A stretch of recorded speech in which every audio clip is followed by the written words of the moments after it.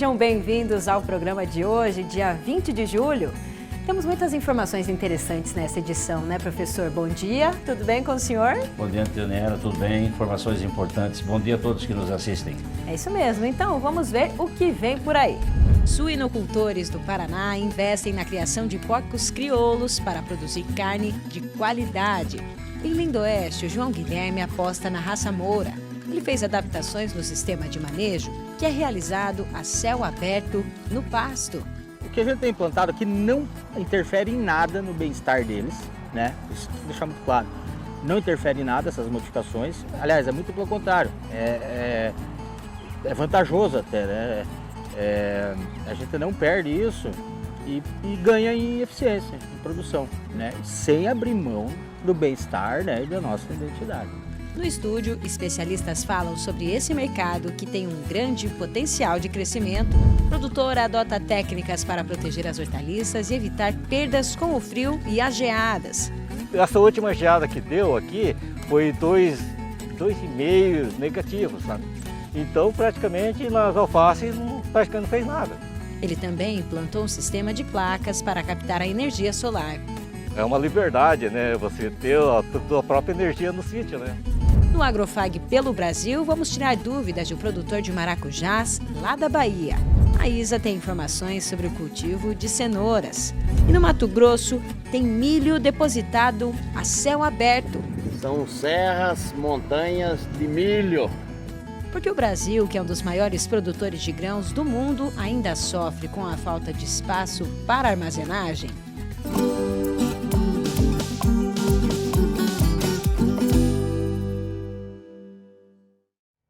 Professor Celso, olha só essa imagem aqui na tela.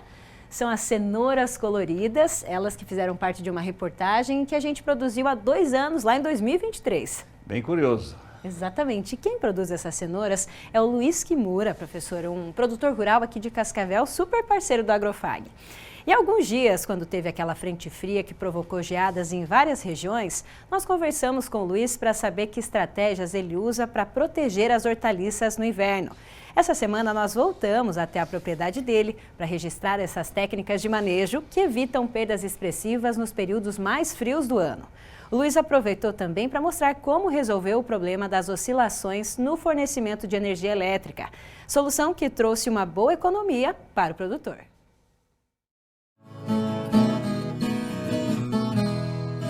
30 variedades de hortaliças são cultivadas nessa propriedade de 8,5 hectares na região do Centralito, em Cascavel. No inverno, o maior desafio é a proteção dos canteiros contra a geada. Por aqui, o produtor encontrou uma solução para esse problema. A gente procurou colocar uma proteção física, né? Para dar uma certa proteção para elas, né? Essa tela, ela conta com 30%, né? Daí ela alivia um pouco o calor do sol, mesmo que pegue um pouquinho de geada, mas quando o sol incide, não chega assim queimar, né? Vai se descongelando aos poucos, né? O problema da geada é que assim está congelado e o sol vem e descongela de uma vez, né? Aí ele queima, né? Dá queimadura, né? Além da eficácia contra as geadas, as telas reduzem a intensidade da chuva e suavizam os efeitos dos raios ultravioleta. Há cerca de 2 anos, praticamente, folhagens nós paramos de plantar em campo aberto, devido ao clima, né? Chega no verão, chuvas assim muito fortes, né? Acaba rasgando a folha ou danificando assim os pés, né? A cor não é por acaso. O produtor conta que a tonalidade vermelha acelera o crescimento dos vegetais. A diferença é que ela aumenta a fotossíntese da planta, principalmente a clorofila, que é a parte verde, né? Você vê uma melhora no brilho, assim, no crescimento em si, né? Tanto que no verão, a gente chega a adiantar em 12 dias em relação ao campo aberto. Luiz conseguiu comprovar a eficiência da tecnologia na última geada que atingiu a propriedade no fim de junho. Eu estava em dúvida agora no inverno, né? Se essa tela teria a mesma eficiência como se fosse no verão, né? Mas eu já me animou porque essa última geada que deu aqui foi 2,5 negativos, sabe? Então praticamente nas alfaces praticamente não fez nada. A rúcula nós tínhamos ali na parte de baixo, praticamente ficou tudo desampado e não fez nada. Então, da plantação, se a gente for pensar assim, quantos por cento que o senhor perdeu com essa tela, né? Então, Olha, de 100%, eu diria que eu perdi 10%. Tipo, 10% a gente consegue recuperar rápido, né? e as propriedades vizinhas já em comparação, que não tem a tela, Pois é, infelizmente, né, tem muitos colegas que não tiveram, assim essas proteção, né? Muitos plantam em campo aberto, né? E, infelizmente, tiveram percas consideráveis, né? outra estratégia adotada pelo Luiz foi a produção de mudas com as variedades mais resistentes ao frio. Essa estufa foi construída especificamente para isso. Decidimos montar a estufa, assim, devido a nós produzimos variedades que resistem aos climas, né? Por exemplo, agora no inverno nós temos as couves, né? Que não conseguimos plantar todas embaixo aqui, né? Daí nós vamos atrás das variedades que resistem às intempéries da estação, né? Por exemplo, agora no inverno tem algumas variedades que elas são derivadas da Rússia, né? Então, na Rússia é um país que é extremamente frio, né? E elas aguentam as baixas temperaturas daí. A estufa serve para o senhor... Sim, para produzir essas mudas assim que eu não consigo adquirir nos viveiros, no caso. Daí a gente produz a muda aqui. Outra técnica de manejo que tem trazido bons resultados para o produtor diz respeito ao sistema de irrigação, que hoje não depende mais da energia elétrica. As placas solares alimentam 2 motores, um na nascente e o outro ao lado do reservatório, que tem capacidade para 50 mil litros. Volume suficiente para regar a plantação por 5 dias, sem reabastecimento. O sistema de irrigação a gente mudou devido às constantes quedas assim, de energia, principalmente no verão. O pessoal liga muito ar-condicionado, né? E aí oscila muito. E eu tinha um motor de 2,5, né? Teve uma vez que queimou, para arrumar ele deu 4 mil. Então, praticamente eu desisti. Daí eu optei pelo sistema solar. E como que funciona esse modelo de... Olha, é muito mais simples. Praticamente não dá manutenção, né? E é super simples de operar. E o investimento também, valeu a pena? Em relação ao Olha, valor? o investimento, se você contar que o motor que eu usava, ele custava 12 mil reais, né? E se ele desse alguma oscilação, o custo para arrumar é 4 mil, o motor solar, constituído nós colocamos com 3 placas, né? Está na faixa de 1.200 o motor solar. Então você pode ver que abaixou assim, consideravelmente, né, o valor. E agora, então, no caso, você não tem mais dependência da companhia elétrica? Sim, com certeza. É uma liberdade, né, você ter a tua própria energia no sítio, né? E a gente praticamente dá para molhar assim o dia inteiro, né? Que daí você não vai ter gasto nenhum com energia, né? Com os resultados positivos que vêm sendo obtidos no dia a dia, o Luiz já definiu quais são os planos para o futuro. A ideia é ampliar. O cultivo em campo aberto, no meu caso, já está com os dias contados, né? Praticamente já mais da metade da horta já está protegido. Agora nós vamos ampliar a parte de plástico, né? As estufas de plástico daí.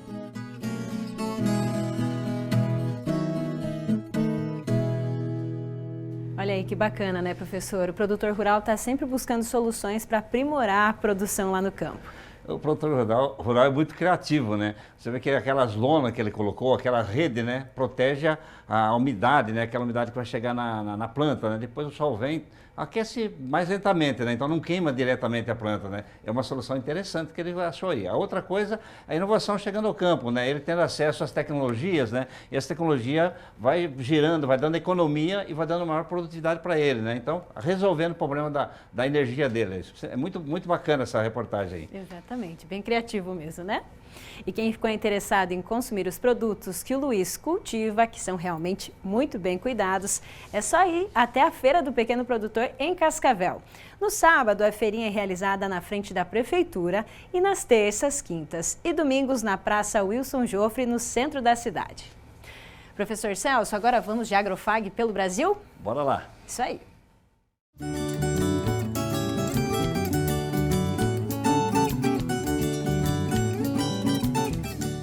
O Marcos Silva dos Anjos, que é produtor rural no município de Andaraí, na Bahia, nos enviou uma mensagem pedindo orientação para controlar uma praga na plantação de maracujás. Olha aqui então a mensagem que ele viu no nosso WhatsApp. Olá, eu peguei o seu contato em um vídeo que assisti sobre a mosca da fruta. Eu estou com esse problema numa plantação de maracujá. Consegue me indicar um inseticida para controlar essa praga? Então a gente pediu algumas fotos para o Marcos então, dessa plantação. Olha aí as fotos na tela. Dá para ver bem os pés de maracujás, né? Tem mais uma também. E é isso aí. E nós encaminhamos essas fotos para o Luiz, que é técnico extensionista do IDR Paraná. Vamos acompanhar agora a orientação que o Luiz faz ao produtor lá da Bahia. Bom dia, Luiz. Bom dia, pessoal da Agrofag e também aos telespectadores. No caso desse produtor de maracujá, tem alguns pontos aí que a gente precisa salientar antes de qualquer tomada de decisão. A primeira coisa é com relação ao solo dele, tá? Dá para perceber pelas imagens que está um solo sem cobertura, depauperado, e isso traz um certo incômodo para a planta, digamos assim, no sentido de ela não conseguir expressar todo o potencial dela por conta das condições de solo, temperatura muito alta, falta de nutrientes. Muitas daquelas plantas elas já apresentam deficiência nutricional, tá? De não só um nutriente, vários nutrientes. Então a planta não encontra um ambiente adequado para ela se desenvolver e acaba sofrendo aí consequências do ambiente. O segundo ponto é com relação às doenças foliares. Tem algumas doenças foliares ali, não tem só uma, tá? Temos ali presença de um pouquinho de antracnose, um pouco de septória também, pelo menos ali umas 2 viroses aparecendo nesses frutos, nessas plantas, e os frutos sendo atacados por mosca. Isso acontece normalmente nos pomares de maracujá. Então, o que o produtor tem que fazer? Em primeiro lugar, tratar do solo, tá? Fazer uma cobertura de solo. De repente, se ele mora numa região em que tem um período muito seco, de repente até irrigar a faixa intermediária ali entre as plantas, entre as linhas, para que essa cobertura de solo se desenvolva e manter essa cobertura verde durante o ano todo, fazendo roçada. Isso melhora muito a capacidade do solo em dar suporte para a planta. Um segundo cuidado que ele tem que ter é com a adubação, porque dá para ver ali muito claramente que a planta está sofrendo deficiência de nutrientes. E com relação à mosca das frutas, qual que é o principal? Trabalhar com armadilhas e com controle integrado. Tá? Como que isso funciona? Ele vai espalhar armadilhas com suco de fruta, de preferência não de maracujá, de outras frutas, goiaba, acerola, laranja. Ele pode usar um pouquinho de bórax na mistura com suco para aumentar a durabilidade dessa armadilha e espalhar armadilhas em garrafa PET na área dele, pelo menos aí umas 3 a 4 armadilhas por hectare, principalmente na área de bordadura. Com isso, a cada 2, 3 dias ele vai fazer a contagem da quantidade de mosca. E se a quantidade der muito alta, acima do que preconiza o controle integrado, manejo integrado, ele vai entrar com a aplicação. Juntamente com isso, os frutos que estão atacados e as flores também que estão atacadas pela mosca, tanto a mosca do botão floral quanto a mosca das frutas, ele vai ter que recolher esses frutos e essas flores e enterrar. Então, faz um recolhimento, enterra, põe uma camada aí de 20 centímetros de terra. Na semana seguinte faz o recolhimento novamente e isso quebra o ciclo da mosca das frutas no pomar, né? Ajuda ele a não eliminar ele não vai conseguir, mas pelo menos diminuir a população de mosca das frutas, tá? Que esse é o mais importante. E a recomendação que eu faço é que ele entre em contato com um profissional da região dele, com o engenheiro agrônomo, para que seja feita uma mudança total no sistema de produção dele ali, porque tem muita coisa, não é que está sendo feito errado, é que não está sendo feito. Tá? Principalmente a questão de manejo de solo, o manejo da adubação, o manejo fitossanitário com relação às doenças e também às pragas. É isso aí, muito obrigada, Luiz, e todo o pessoal do IDR Paraná pela parceria de sempre. E Marcos, esperamos que essas orientações do Luiz possam te ajudar aí com os seus maracujás. E agora um recado importante para você que quer participar com a gente do programa, esclarecendo dúvidas, enviando fotos e vídeos, compartilhando informações e novidades aí da sua região ou sugerindo assuntos para tratarmos aqui. Entre em contato com a nossa equipe no WhatsApp. O número é o 4533213970. Nós estamos em todas as redes sociais, no Instagram, TikTok, YouTube e também lá no Facebook. Participe com a gente. Agora é hora de chamar a nossa colega que acaba de voltar de um merecido período de férias. É a Isa na Fazenda, que hoje tem informações sobre o cultivo de cenouras. Bom dia, Isa!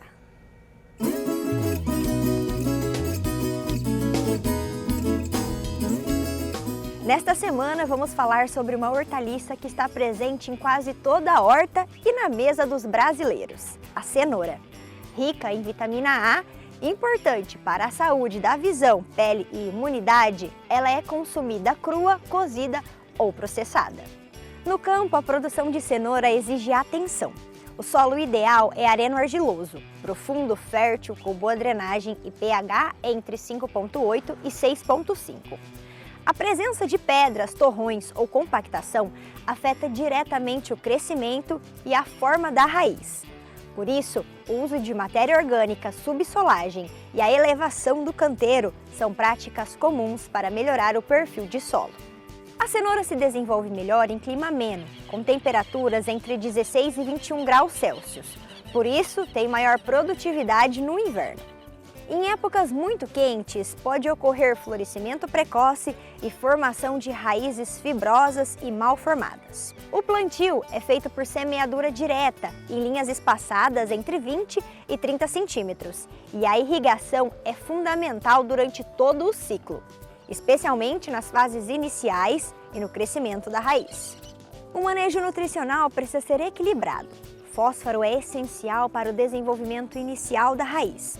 O potássio garante boa formação e resistência, mas é preciso cuidar com o nitrogênio.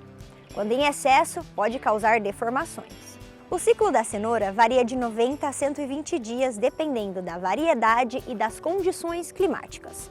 Após a germinação, que leva de 7 a 14 dias, é feito o desbaste ou ralhamento das plantas, eliminando aquelas mal desenvolvidas e evitando o adensamento, permitindo assim espaço adequado para o crescimento das raízes. No Brasil, a produção da cenoura é expressiva e ocupa cerca de 25 mil hectares, com uma colheita anual próxima de 1 milhão de toneladas. O país está entre os 5 maiores produtores mundiais e também é destaque nas exportações. Os principais polos produtivos ficam nos estados de Minas Gerais, São Paulo, Bahia e Paraná. Somente a cultivar Brasília, desenvolvida pela Embrapa, representa um impacto econômico estimado em 908 milhões de reais por safra, gerando cerca de 100 mil empregos diretos e indiretos.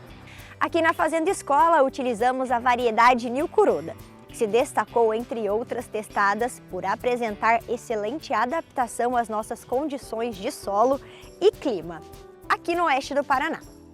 Essa cultivar apresenta raízes longas, de coloração intensa, ótima uniformidade e alto teor de carotenoides, além de boa resistência a rachaduras e um sabor adocicado. Dentre os diversos materiais que avaliamos aqui, a New Kuroda foi a que melhor respondeu ao manejo adotado, mostrando-se produtiva, estável e de ótima aceitação, tanto para o consumo in natura quanto para o processado. Não deixem de acompanhar o Agrofag nas redes sociais. Nos vemos na próxima semana. Até lá!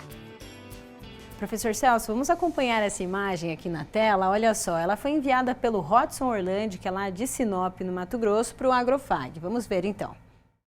Para quem acha que aqui em Sinop é só planície, aqui também tem serra. Dá uma olhada aí, ó. São serras, montanhas de milho. Já não cabe mais dentro do armazém. É uma serra inesperada, né? E esse é um problema crônico no Brasil, a falta de armazenagem para os grãos, né?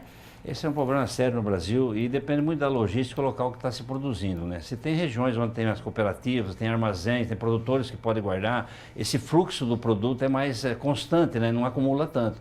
Agora o Mato Grosso é o maior produtor de milho de safrinha do Brasil, né? E chega nessa época eles vão realmente colher e vão ter que depositar em algum lugar. E não é suficiente o que se tem de armazenar. Então você coloca isso a céu aberto, que não é o correto. Mas o clima de Mato Grosso favorece isso, fazer esse tipo de armazenamento. Mas digo, não é correto. Então realmente o armazenamento é uma parte crítica do Brasil. Exatamente, professor.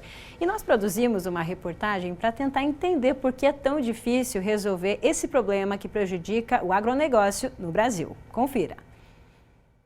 Essas imagens foram registradas na quinta-feira em Sinop, no Mato Grosso.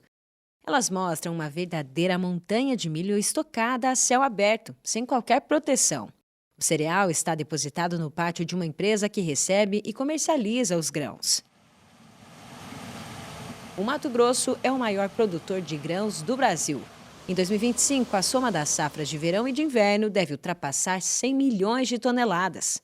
Mas a capacidade de armazenagem no estado é suficiente para apenas 60% desse volume, um déficit de 40 milhões de toneladas. É tanta produção que nas rodovias usadas para escoar a safra é possível ver o milho espalhado pelo chão. A falta de espaço para armazenagem de grãos é um problema crônico que afeta o agronegócio no Brasil. Este ano, o país deve produzir 330 milhões de toneladas de grãos e tem capacidade para armazenar apenas 60% desse volume. Nós conversamos com o professor Tiago Pera, que coordena um grupo de estudos em logística na Universidade de São Paulo.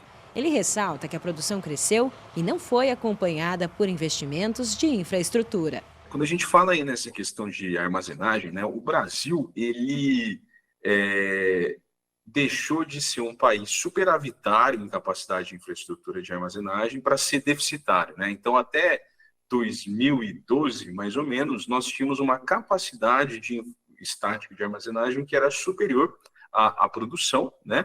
E a partir de 2012, principalmente com a entrada muito forte do milho segunda safra, que é chamado aí de milho safrinha, alguns, né, até preferem chamar de milho safrão agora, porque desde 2012 a produção do milho segunda safra superou a produção do milho primeira safra. Isso trouxe um desafio enorme para a questão aí do crescimento da infraestrutura de armazenagem no país como um todo, né? Então, a gente tem observado dois períodos muito críticos, né, relacionados aí à gestão da logística e armazenagem, né? Então, nós temos aí o período de ali março, abril, né, que gera um pico, né, de colheita no país aí para o escoamento da produção da soja e do milho, né, do milho primeira safra. Isso acaba abarrotando bastante os nossos armazéns. E agora, nesse momento, né, de junho, julho, com a colheita aí do milho segunda safra. Tiago destaca também a expansão da produção de etanol de milho, que deve aumentar ainda mais a demanda de armazenagem. Eu adicionaria um elemento importante, né, principalmente nesse sistema de armazenagem, analisando aqui uma ótica mais aí comparativa para o centro-oeste, né, é que nós temos aí a produção do etanol de milho, né. Então, o Centro-Oeste tem alavancado bastante a produção do etanol de milho e o grande desafio para a produção do etanol de milho é a questão da armazenagem, né? Porque, basicamente, a oferta do milho para a produção de etanol, ela acontece exatamente agora, nessa época, né? Para suprir praticamente o ano inteiro de produção de etanol. Então, isso demanda bastante infraestrutura de armazenagem, né? A gente estima aqui no ExaltLog, por exemplo, que por volta de 20% da capacidade de armazenagem na região do Mato Grosso, ela é dedicada para a produção aí de etanol, né? Usando aí o parque de armazenagem, especificamente do milho produzido ali, né? Isso acaba pressionando mais também o sistema logístico para fazer um escoamento mais rápido ali da produção do milho dessa região, né? Pensando em termos de exportação. O Paraná também enfrenta o desafio da falta de armazenagem. O estado é o segundo maior produtor de grãos do Brasil, com a expectativa de uma safra de 40 milhões de toneladas em 2025. Mas a capacidade dos armazéns é maior, de 80%. A diferença está no perfil do setor produtivo. As cooperativas têm um papel fundamental por aqui, como explica o analista da OCEPAR, Salatiel Turra. Como nós vivemos num estado onde predomina a maioria dos produtores rurais como classificados como agricultores familiares, ou seja, produtores com pequena escala de produção e pouca área a ser explorada, é muito interessante que as cooperativas façam esse papel de apoiá-los na questão de armazenagem dos grãos. As cooperativas hoje no estado do Paraná, elas representam 52% da capacidade estática de armazenagem, segundo os dados da Conab, e 65% da produção de grãos passam pelas cooperativas do Paraná. Então, é muito importante, principalmente quando você analisa e compara que numa região onde existem pequenas propriedades rurais que não se torna viável a produção, a construção de armazéns devido ao custo elevado, as cooperativas possam dar esse suporte. Para enfrentar esse cenário e trazer mais eficiência para o setor, o papel das cooperativas é considerado fundamental. Se a gente não fizer nada, daqui 10 anos, o Brasil vai estar mais caótico do que é hoje, né? A gente vai estar com um déficit cada vez maior de infraestrutura, tanto de armazenagem quanto ferroviária. Mas a principal chave aí é investimento, né? A gente precisa criar mais infraestrutura de armazenagem, né? E nessa linha, existem aí alguns programas de incentivo à armazenagem envolvendo crédito, né, mais barato, né? Como é o programa de crédito e armazenagem do BNDES, que tem linhas aí mais atrativas para fazer investimentos sim em armazenagem, né? E em algumas pesquisas que a gente tem realizado, o pequeno produtor, muitas vezes, o pequeno ou médio, ele não tem escala para ter um armazém. Então, é fundamental que as cooperativas façam um papel de expandir o seu parque de armazenagem, né? Tendo acesso aí a esses créditos, né? E então, são alguns elementos importantes. Nós, como sistema representante das cooperativas, buscamos sempre fontes alternativas para que nossas cooperativas apoiem o nosso produtor rural a ter um maior espaço para armazenagem.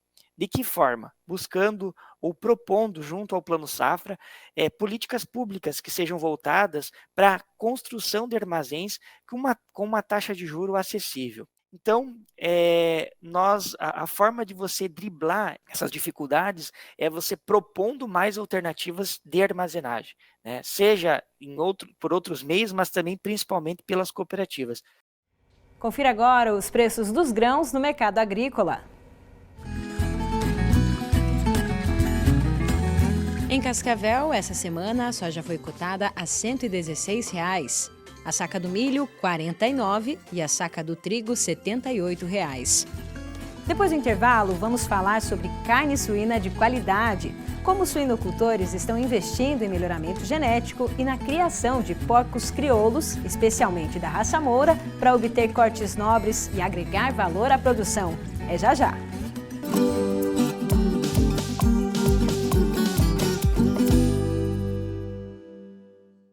Vestibular Agendado Centro FAG. Ingresso imediato para todos os cursos via segunda graduação, vestibular agendado, prova online ou nota do Enem. Inscreva-se e aproveite o desconto especial de primeira mensalidade. Passaporte 40+ exclusivo FAG. Acima dos 40 anos, sua idade é convertida em desconto na mensalidade. E o passaporte é válido até o final do curso. fag.edu.br/agendado. Centro Universitário FAG. Aqui você realiza. Conectados ao mundo. Somos todos. Somos um só. Somos muito mais. Global Connection. Descubra um novo programa de pós-graduação Centro Universitário FAG. Acesse o site e conheça os cursos disponíveis. Conexões internacionais e experiências transformadoras. fag.edu.br/pós. Inscrições pelo fone 4533213964. Pós-graduação Centro FAG. Global Connection. Realize.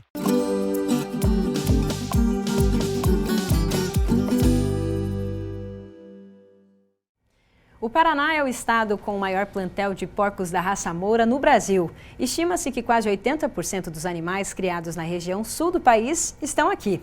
Essa raça é considerada crioula ou caipira. E a criação é feita ao ar livre, no pasto. A principal característica do Moura é o sabor da carne. E olha só, professor, nós temos algumas fotos aqui da carne do Moura. Olha que interessante. É uma carne mais avermelhada, né? A criação moda antiga, né? A gente chamava de criado no mangueirão, né? Solto, né? Dá uma carne saborosa realmente e mais avermelhada também. Chama muita atenção mesmo, né? Uma carne de qualidade. E aqui na região oeste, o produtor João Guilherme Mufato decidiu investir na criação de porcos Moura. Aos poucos, ele tem feito adaptações no sistema de manejo para tornar o negócio mais produtivo, mas sem perder as características que identificam e valorizam a raça. Vamos ver. Estamos na região de Lindoeste, onde a paisagem é composta por morros cobertos de mata nativa e forte presença da agricultura. É nesse cenário, às margens da BR-163, que o João Guilherme mantém uma criação de porcos da raça Moura. Os animais representam uma tradição, já que a raça Moura é uma das mais antigas do país, sendo introduzida aqui ainda no período da colonização, por volta do século XVIII. De origem ibérica, ela se adaptou bem à região sul, principalmente ao estado do Paraná. Mas com o passar dos anos foi sendo substituída por outras raças mais adaptadas para a criação em granjas e chegou a correr o risco de extinção. O porco Moura apresenta alta rusticidade. Olhando para eles assim dá para ver, existe um padrão. A pelagem é escura, com um rajado característico, e a maioria exibe uma mancha clara na testa. A área de criação aqui na Fazenda Taquari tem 14 hectares e é dividida conforme o grau de desenvolvimento dos animais. Os porcos vivem soltos, sem confinamento intensivo. O ciclo de criação é mais longo do que o da suinocultura industrial, cerca de 250 dias. Mas o resultado compensa. A carne apresenta a qualidade superior. A ideia de criá-los surgiu em 2018. Na época, o João Guilherme já atuava na suinocultura convencional e decidiu integrar um projeto de retomada da criação da raça Moura. Em 2024, o Agrofag esteve aqui para mostrar essa experiência. Agora voltamos para saber o que mudou. Então hoje aí estamos com 7 anos de atividade, mas comercializando estamos há 3 anos, comercializando a carne, né? Antes disso foi só selecionamento, né, formação de plantel. Mudou muita coisa em manejo, a gente foi vendo que o que a gente estava fazendo de repente não era tão eficiente quanto o que a gente está tentando agora, né? A primeira mudança foi a adaptação do sistema. O produtor percebeu que era possível aplicar técnicas da suinocultura convencional sem abrir mão do modelo caipira de criação.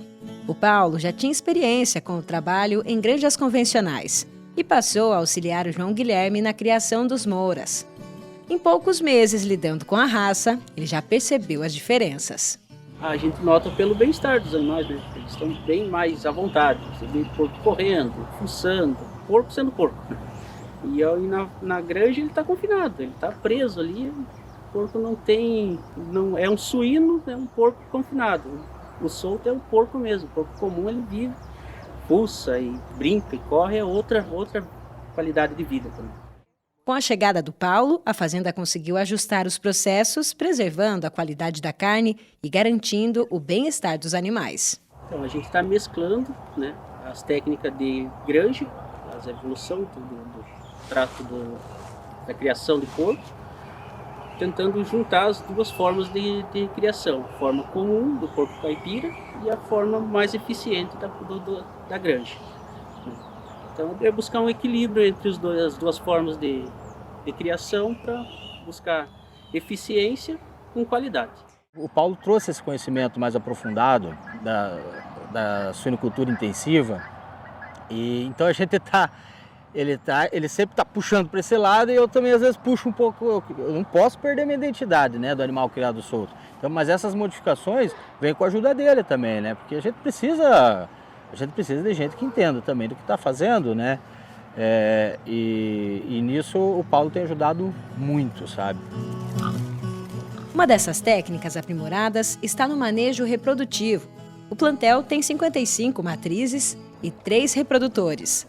Antigamente a gente deixava o macho junto, né, no piquete de gestação, as fêmeas iam do desmame, elas iam descendo para lá e o macho ia cobrindo conforme elas davam o cio.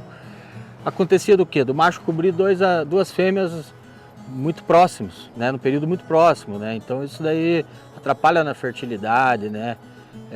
Não dá o tempo da produção de espermatozoide, enfim. O controle nosso também ficava muito mais difícil.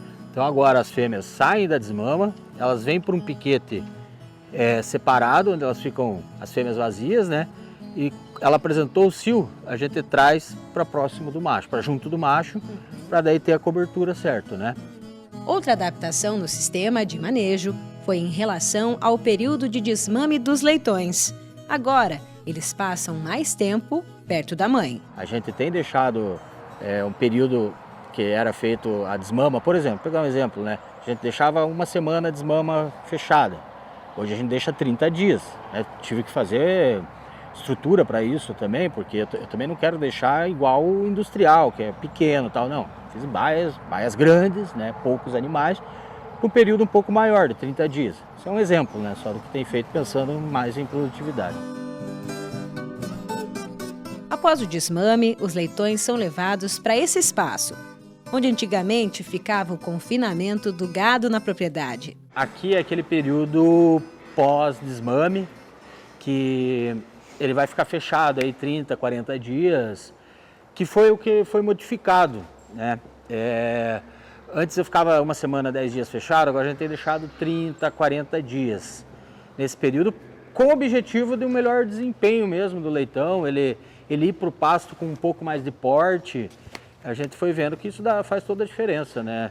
E não afeta em nada no bem-estar do animal, porque como pode ver é uma baia grande, né? Para o número de leitões tá bem super confortável, e é um período de 30, 40 dias também, não é um período longo, mas dá muita diferença no desempenho do animal.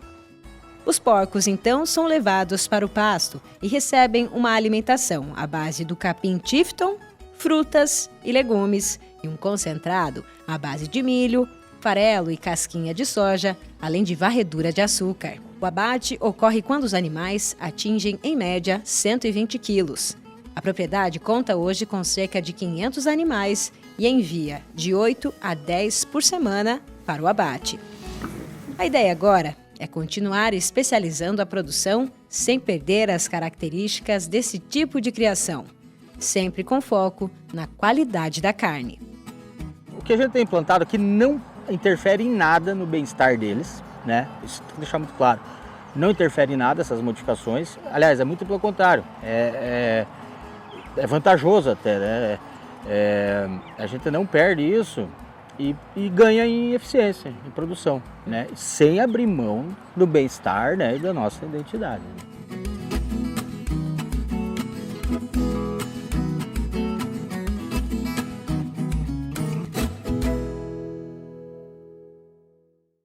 E aqui no estúdio a gente vai seguir falando sobre a criação de porcos da raça Moura. Conosco aqui hoje, então, Luiz Mioto, diretor da Biribas, uma empresa de genética. Seja muito bem-vindo, Luiz. Obrigado, Antoniela, pelo convite. Então, que animal interessante, né? O porco Moura, ele tem características próprias, como a gente acompanhou aí na reportagem. Como é que está o cenário do Moura aqui no Paraná e no Brasil para vocês? Ele realmente é uma raça que cativa muito a gente produzir ela, né? Uma fêmea, a gente estava comentando antes aqui no estúdio, né? Uma fêmea que se doa para sua leitegada, né? Ela realmente ela entrega tudo que um leitão precisa para se desenvolver. E a população está começando a conhecer o diferencial desse produto. É uma raça que vai viabilizar o pequeno produtor e vai trazer muitos ganhos para a região em termos de fixar o homem no campo, a pequena propriedade e trazer viabilidade para esse sistema produtivo que está retomando, né? Essas ideias de retomar as origens está ficando muito forte na nossa sociedade de modo geral, né? Não só aqui no Paraná, no Brasil inteiro está acontecendo isso. Uhum. E esse tipo de manejo reforça a ideia de retomar a criação de porcos crioulos e também manter aquela qualidade diferenciada de uma carne que ela tem, né, características próprias também. É uma produção orgânica, né? Orgânica não no sentido de estar livre de antibióticos, né? Mas uma produção que remete mais ao passado, uma produção que busca mais o sabor da carne, a expressar todo esse potencial de sabor que nós temos aqui no Brasil. A gente tem diversos exemplos espalhados, né? Que a gente pode tentar explorar esse PIB escondido que está dentro do país, né? Em diversos cantos do Brasil. E a Moura é uma das raças. O Brasil tem muitas outras raças nativas que podem ser exploradas, mas especialmente o Moura, que é da nossa origem aqui do Paraná, ele tem se destacado. E, Luiz, é uma cadeia realmente bem unida, né? Inclusive, nós temos uma reportagem que a gente vai exibir agora falando sobre esse elo e o trabalho artesanal que todos vocês têm tido. Então, a gente vai mostrar agora a entrevista que fizemos com o Charles Nowinski, ele que é representante aí da CR Agro, uma empresa de consultoria para quem quer criar Moura. Vamos acompanhar. Agora a gente vai lá para Curitiba conversar com o Charles Nowinski, ele que é responsável pela CR Agro, uma empresa de consultoria que tem atendido vários produtores aí que são interessados na raça Moura e também toda uma cadeia até chegar aos consumidores esse produto de alta qualidade. Seja muito bem-vindo, Charles. Olá, muito obrigado pelo convite. E é uma oportunidade enorme poder conversar com vocês e explicar um pouco mais o que a gente vem fazendo dentro da cadeia do Porco Moura. Show de bola. Vamos começar falando então sobre o contexto do que a gente tem hoje. O Paraná realmente está voltando com essa tradição de criar porcos da raça Moura. Como que você tem acompanhado isso e o teu trabalho aí, né? Perfeito. O Paraná ele se destacou e hoje ele é referência, não só na criação do porco Moura, mas na criação de porcos caipiras, porcos crioulos, né? O porco Moura ele ganhou destaque. E o Paraná se tornou referência devido a uma série de trabalhos que foram iniciados pela Universidade Federal do Paraná, junto, né, com os produtores que tiveram um grande interesse nessa raça, viram, né, enxergaram uma oportunidade, e junto com isso, as políticas, né, públicas no Paraná favoreceram e estão fortalecendo a raça Moura, e por isso que o Paraná hoje é um estado de destaque no cenário nacional e na criação do porco Moura. Os porcos criados ao ar livre, eles têm realmente características próprias aí, né? Eu queria que você falasse para a gente sobre isso também. É muito diferente, então, dos animais lá em sistema intensivo. Perfeito. Os animais criados no sistema ar livre, né, é interessante falar que não é porque o animal está no ambiente livre que ele está caminhando e perambulando pela propriedade sem controle. Na verdade, ele está dentro do espaço dele, um espaço delimitado, e que só é o espaço do animal. Ele não compartilha, e pelo menos não deve, né, compartilhar esse espaço com outras espécies, como galinha, vaca, cavalo. Então, o espaço é do porco. Ele está livre, no entanto, ele não está solto, caminhando por qualquer lugar. E aí, dentro disso, nós temos não só o animal solto, mas raças de animais que se adaptam e que conseguem ter um bom desempenho nesse sistema de produção. E aí por isso que as raças crioulas têm ganhado, ou são adaptadas e ganham destaque para esse tipo de criação. E aí existem várias técnicas e formas de manter esses animais com saúde, com sanidade e com qualidade, que é o que nós queremos servir, um produto de qualidade. Falando nessa qualidade, né, hoje o corte, os cortes que o porco Moura traz, né, tem vários aí bem específicos também. Eu queria que você falasse sobre essa forma e a criatividade que os produtores têm tido na maneira de criar para que os cortes sejam realmente aí de alta qualidade, considerados premium. Hoje uma carne do porco Moura, em que ela se destaca? Perfeito, excelente pergunta. Dentro desse mercado como um todo, quem vai direcionar o que a gente precisa, o que o produtor precisa fazer é o consumidor. Então, qual é a demanda que o consumidor tem? Quais são os cortes ou qual tipo de produto esse mercado está querendo? E aí, para ter esse produto, eu preciso ter um animal criado de uma maneira que possa servir e atender essa demanda. E aí, por isso que os cortes diferenciados, cortes prêmios, eles se diferem da suinocultura industrial, né, do porco de indústria. Por quê? Porque nós vamos buscar alguns cortes que valorizam e que têm uma boa apresentação num prato. Vamos pensar num restaurante. Ele quer um corte saboroso, delicioso, no entanto que seja harmônico com aquilo que está chegando para o consumidor. E aí, por isso que vem esse desenvolvimento de cortes diferenciados. Nós vamos buscar grupos, né, musculares dentro dessa carcaça que possibilite isso. E por isso que a gente sempre diz, né, a criação é uma criação artesanal, o processo de industrialização ele também é um processo artesanal, e aí para chegar lá para o chefe de cozinha fazer um trabalho artesanal também.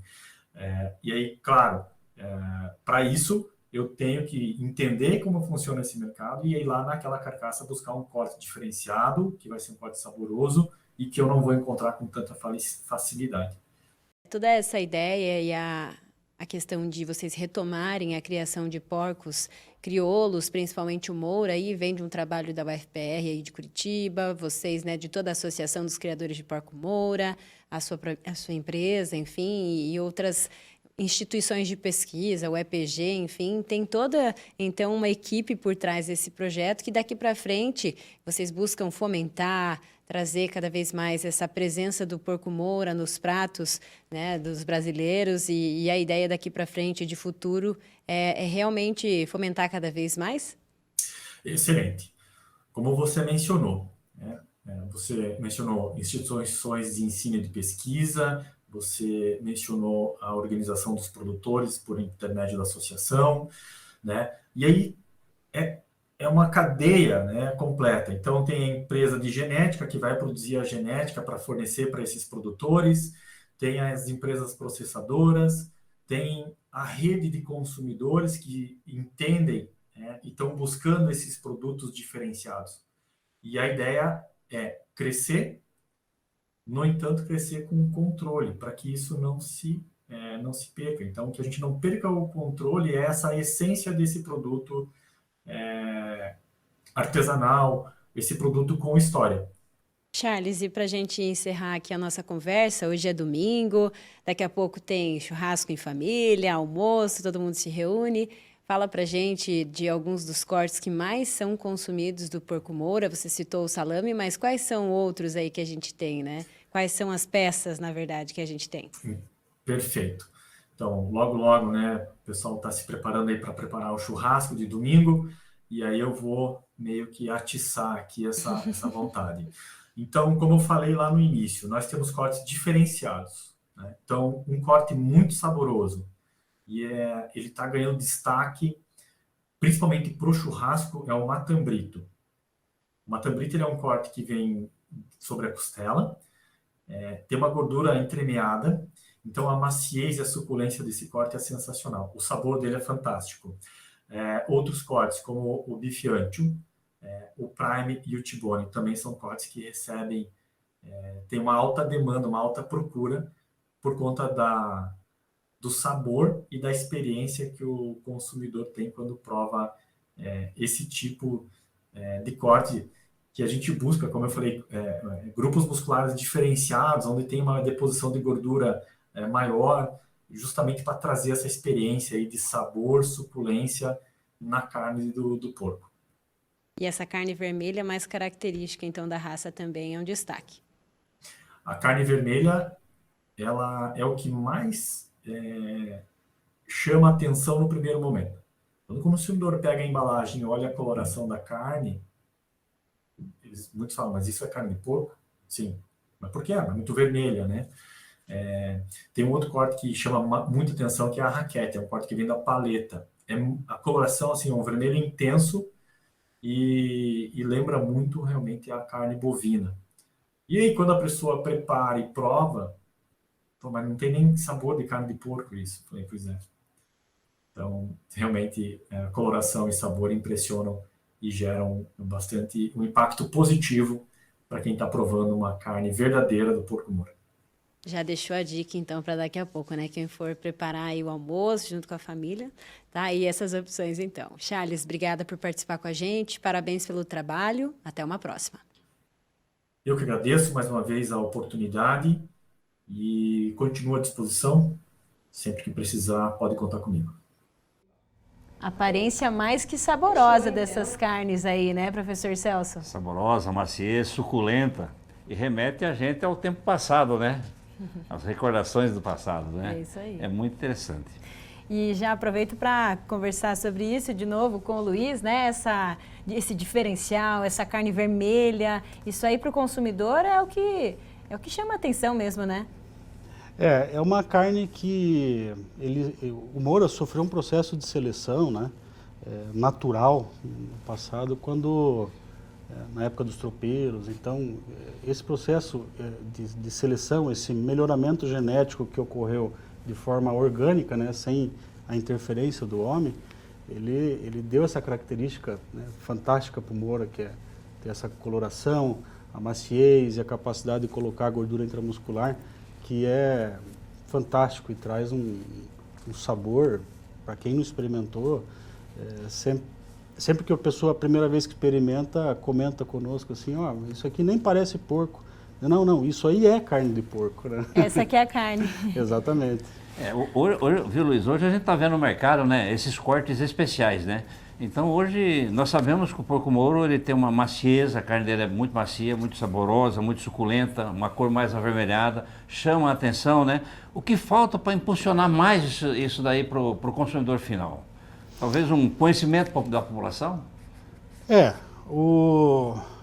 A partir do momento que a pessoa consome, né, igual diz um consultor de carnes famoso, né, ele fala, paladar não dá ré.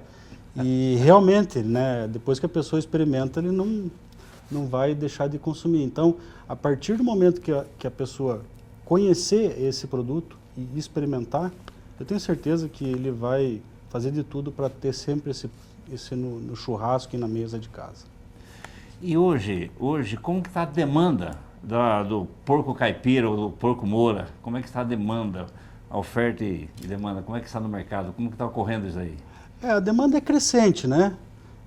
A gente tem um potencial de crescimento disso daí, é um vale, né? Um vácuo que tem no mercado. Realmente, a gente pega muita carona nos cortes e na apresentação que o bovino tem, justamente porque o público já conhece os cortes, né? Já é de memória do público, então ele, às vezes, por curiosidade, ele vai comprar o do suíno para comparar com o bovino, e o suíno ele está no paladar, né? na cultura, principalmente aqui no sul. Então, eu vejo que tem um espaço muito grande e a tendência é disso ir se desenvolvendo, né? De acordo com que a gente vai evoluindo a produção, a demanda também vai evoluindo junto e a gente tem que ir subindo e equilibrando para não ter distorção no mercado, né? O que a gente vê no Moura, né? Nessas raças crioulas e nessas raças que é uma forma de viabilizar o pequeno produtor. Então, se produzir demais, a gente vai perder essa vantagem competitiva que ele tem, né, em relação ao suíno tradicional. Essa seria uma pergunta que estava direcionada para você a respeito. O Moura hoje, o porco caipira, o pequeno produtor vai tirar vantagem nisso? Talvez seja mais para o pequeno produtor essa criação mais livre? Ela tem que ser para o pequeno produtor, porque na escala ela não vai se viabilizar, né? Ela precisa ter um retorno econômico. Então, o Moura, você consegue agregar mais valor, né, nos cortes, e essa agregação de valor ela tem que ser distribuída entre todos os elos da cadeia. Uma corrente é tão forte quanto o elo mais fraco, né? Isso é tradicional. Então, se você tiver um produtor fraco, você vai ter um produto final também, um varejo fraco, né? Então, a gente tem que distribuir e tomar muito cuidado para não ficar essa margem só em um dos elos da cadeia, e sim distribuir entre todos os elos, né? Desde o produtor até o varejo. O professor Celso comentou agora sobre a criação dos porcos crioulos voltada para pequenos produtores rurais. A gente tem aí a novidade, né, que é a normativa da ADAPAR, especializando, trazendo mais essa valorização da sanidade. Isso aí também pode contribuir e viabilizar a atividade para os pequenos. Exato. Essa sensibilidade, tem que parabenizar, inclusive, o pessoal da ADAPAR, que eles estão muito sensíveis a essa questão e elaboraram recentemente uma normativa que deve ser publicada ou já foi publicada nos próximos dias, próximos meses, que vai entrar e buscar flexibilizar essa parte sanitária dos pequenos criadores, né? Diminuindo a exigência que tem para as grandes propriedades e não sobrecarregar o pequeno produtor, que dele não consegue viabilizar com todas essas exigências. E não, obviamente, o Paraná, né, é um estado que tem uma das maiores produções de suíno, altamente dependente da produção de suínos em escala.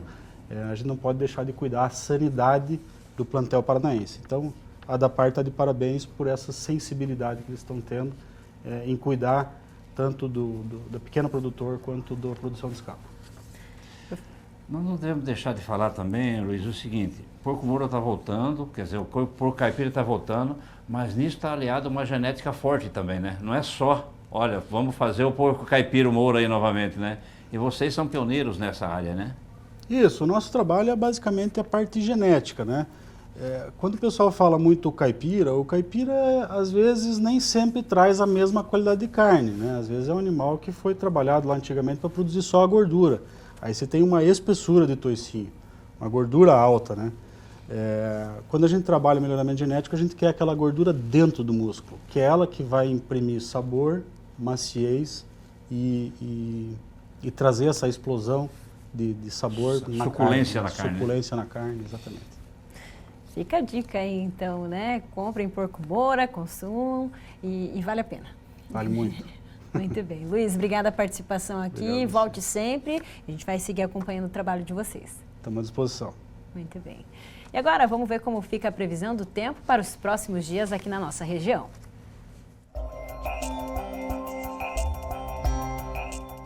O deslocamento de uma massa polar de ar frio e seco pelo estado provocou queda nas temperaturas nos últimos dias no Paraná. Aqui no oeste, a partir de hoje, no entanto, o tempo ficará mais agradável e seguirá com condições estáveis. Nós continuaremos sem chuvas pelos próximos dias até o outro final de semana. Hoje, a variação nas temperaturas em Cascavel é dos 10 aos 21 graus. Na segunda-feira, é dos 10 aos 22, na terça, também dos 10 aos 23 e na quarta-feira as temperaturas oscilam entre 13 e 24 graus. Vamos ver agora as temperaturas para Guaíra, que começa com condições mais frias pela manhã e vai esquentando ao longo do dia. Hoje a mínima é de 11 e a máxima é de 22. Na segunda-feira, mínima de 12 graus e máxima de 25. Na terça, podem variar dos 13 aos 26. E na quarta-feira, as temperaturas sobem um pouco mais. A mínima é de 14 e a máxima chega aos 26 graus. Agora na tela os dados para Foz do Iguaçu, que hoje contará com tempo firme e bastante sol. As temperaturas ficam próximas às das demais cidades, entre 11 e 22 graus. Na segunda, a mínima é de 11 também e a máxima de 23. Terça, 12 a 24 e na quarta-feira a temperatura varia dos 14 aos 26 graus. E essas são as condições para a cidade de Foz.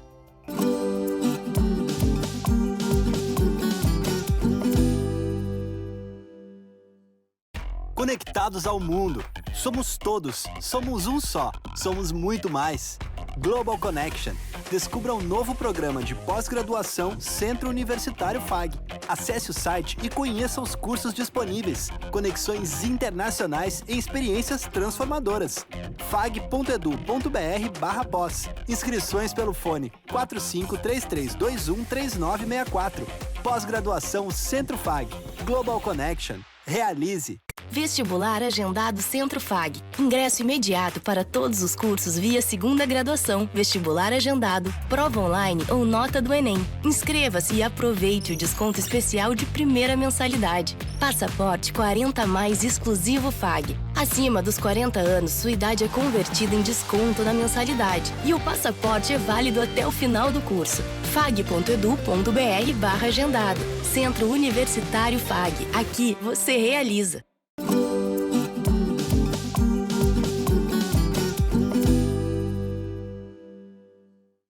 Confira agora como fecharam os preços das proteínas animais no agromercado.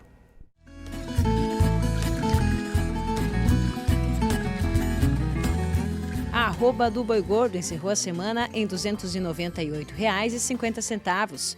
O quilo do suíno, R$ 6,60 e o quilo do frango, R$ 4,44. Vamos agora ao momento das redes sociais, em que a gente mostra aqui o que aconteceu ao longo da semana nos bastidores e as fotos e vídeos que vocês mandaram para a nossa equipe.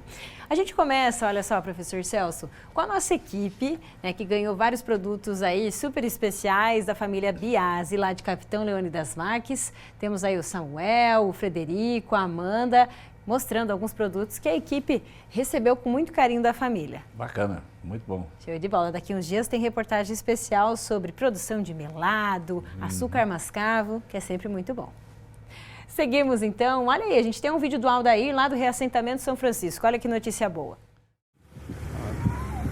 Um projeto de readequação de estrada da Itaipu, Prefeitura de Cascavel, estão readequando nossas estradas. Graças a Deus, até que enfim vamos ter estrada boa. Olha aí, coisa jóia. Que notícia legal, né? Esse é bom. Ampliando as obras no A campo. locomoção é importante no campo, né? Com certeza, fundamental. Seguimos, olha aí a colheita da safrinha na Fazenda Escola da FAG.